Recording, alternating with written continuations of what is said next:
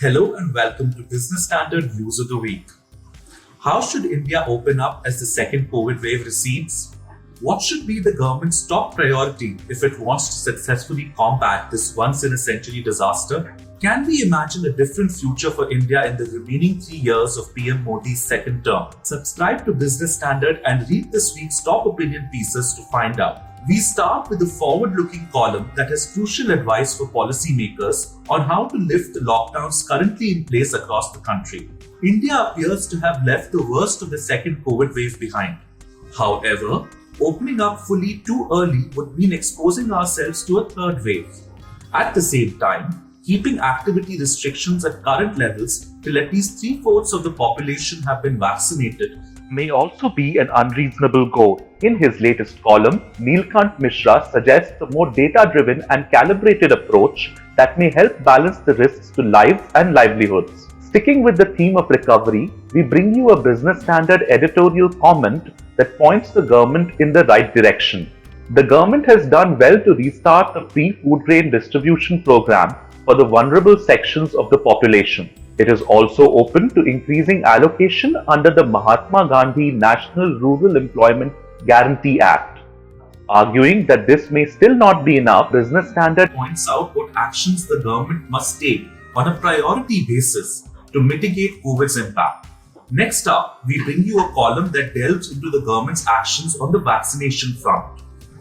What did the Western countries get right that India didn't when the first round of vaccine procurement was taking place? With the country having paid a heavy cost in human and economic terms, is the government finally ready to learn from its Western counterparts?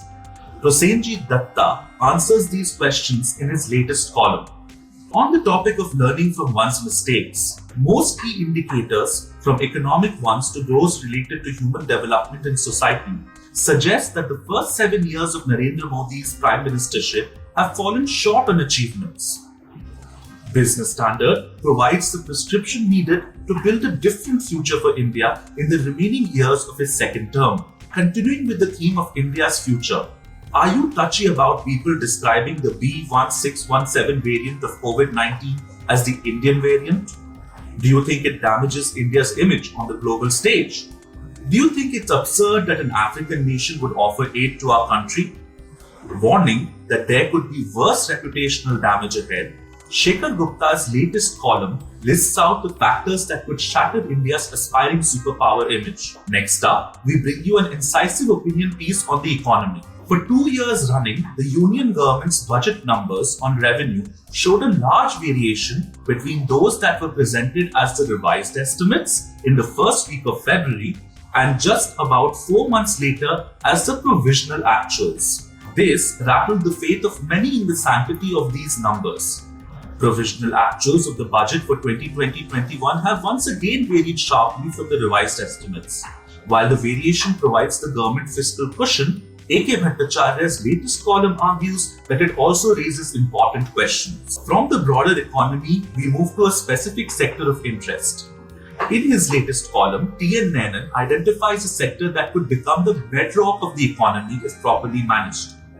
While revealing the irrationalities that plague this sector, Menon also suggests the fixes needed to make the most of the opportunity waiting to be tapped. We bring this episode of Business Standard Views of the Week to a close with a piece on self-reliance in defense. From the Tejas light combat aircraft for the Air Force to towed artillery for the Army, India has come a long way when it comes to designing and building weapons. But much more ground remains to be covered.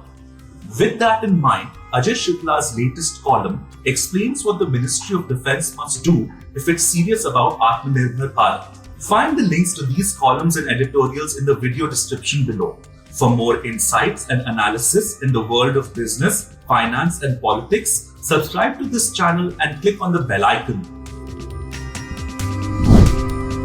If you like this video, share it and subscribe to Business Standard. For more news, views and insights, log on to www.business-standard.com. Do also follow us on YouTube, Twitter, Facebook, Instagram, Telegram and LinkedIn.